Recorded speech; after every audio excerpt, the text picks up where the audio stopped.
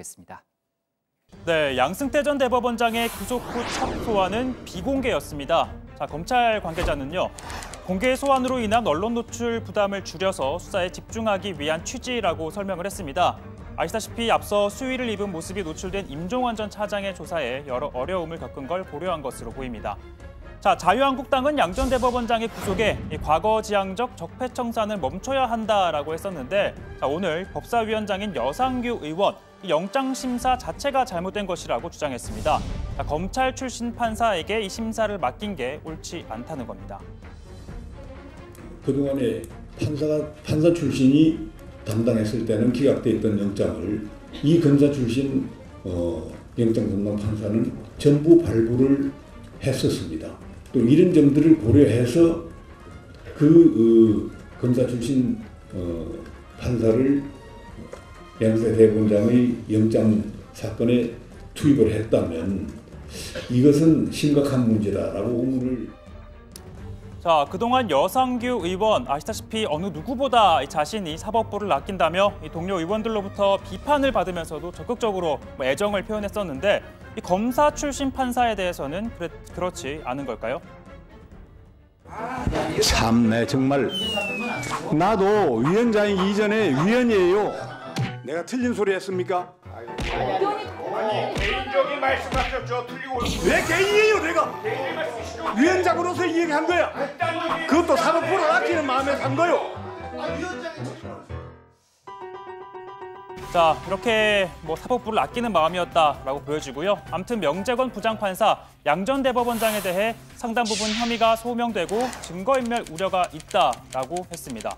그러니까 기억나지 않는다 또는 실무자가 한 일이라는 주장을 받아들이지 않은 건데요. 따라서 구속된 피의자 신분으로 조사를 받고 있는 양 전 대법원장이 이 같은 진술 태도를 바꿀지 주목이 됩니다. 양 전 대법원장 혐의의 쟁점 가운데 하나는 과연 이 직권남용에 해당하느냐인데, 최근 법원의 판단은 좀 엇갈리고 있습니다. 자, 먼저 우병우 전 수석에 대해서 법원은 하급 공무원에게 지시를 내린 건 직무집행의 보조행위라고 판단했습니다. 자, 이에 따라 국정원 직원에게 민간인 사찰 등을 지시한 건 직권남용 요건을 갖추지 못한다면서 무죄로 판단을 했었죠. 자, 그러나 안태근 전 검사장은 달랐습니다. 법원은 안 전 검사장의 지시를 받은 인사 담당자가 이 서지현 검사를 통영지청으로 전보시킨 건 의무에 없는 일이다라고 판단을 하고 안 전 검사장의 직권남용을 인정했습니다. 자, 따라서 양 전 대법원장의 경우에는 대법원장의 직무 범위에 특정 재판에 개입하거나 또 특정 법관에 대해 인사상 불이익을 줄 수 있는 이 고유한 권한이 있는지, 자, 그리고 이 권한을 남용을 해서 실제 이루어졌는지가 쟁점인데, 과연 법원이 그 범위를 얼마나 넓게 해석할지가 핵심으로 보입니다. 자, 그리고 사법농단에 연루된 정치인에 대한 수사가 어디까지 확대가 될지도 주목이 되고 있는데요. 박근혜 전 대통령, 김기춘 전 비서실장, 윤병세 전 외교부 장관 등은 강제징용 재판과 관련해 이 직권남용을 적용할 수 있다라는 관측이 나옵니다. 다만 이 재판 민원 의혹이 불거진 민주당 서영교 의원, 그리고 전병헌 전 의원뿐만 아니라 한국당 이군현, 노철래 전 의원 등에 대해서는 법리 검토를 더 할 것으로 보입니다. 자, 이와 관련해 가장 큰 목소리를 내는 건 바로 바른미래당인데요. 국회의원 재판청탁 진상규명위원회를 당내에 만들었습니다. 자, 민주당과 한국당이 동시에 연루돼 있는 만큼 이 거대 정당의 적폐로 몰아갈 수 있다는 판단이 깔린 것으로 보입니다. 더불어민주당과 자유한국당은 한 배를 탄 것과 같이 침묵을 지키고 있습니다. 재판청탁 진상규명특위는 사법개혁과 국회개혁 두 마리의 토끼를 잡겠습니다. 법원과 국회의 부당한 결탁을 끊어내겠습니다. 국회의원의 재판 청탁은 관행이 아니라 상권 분립과 민주주의를 파괴한 중대한 적폐입니다.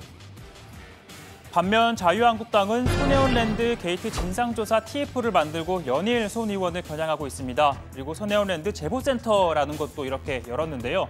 앞서 김병준 비대위원장은 손해원은 배지를 단 최순실이라며 공세 수위를 높였는데, 나경원 원내대표는 목포에서 중요한 단서를 찾았다고 주장했습니다. 김정숙 여사와 50년 지기 운운하면서 초권력 비리를 저지른 것입니다. 한마디로 이 사건은 손혜원 랜드 조성, 손혜원 왕국 조성 사건이다라고 말씀드릴 수 있겠습니다. 자신이 토지를 산 다음에 법을 바꿨습니다. 그다음 제도를 바꿨습니다. 그리고 예산을 투입했습니다. 자, 손혜원 의원은 연일 소셜미디어를 통해 적극적으로 반박하며 입장을 내놓고 있습니다. 자, 그 가운데 하나가 바로 이 민주평화당 박지원 의원과는 거친 말다툼을 하고 있는 건데요. 자, 박지원 의원이 복덕방을 차렸어야 한다라고 하자 손혜원 의원 배신의 아이콘, 노회한 정치인이라고 했습니다. 자, 오늘도 박 의원이 손 의원에게 사과하지 않았다라고 하자 자, 이번에는 야비한 정치인 이 박지원 의원과 함께 내 이름이 나오는 것조차 불쾌하다라고 맞받아쳤습니다.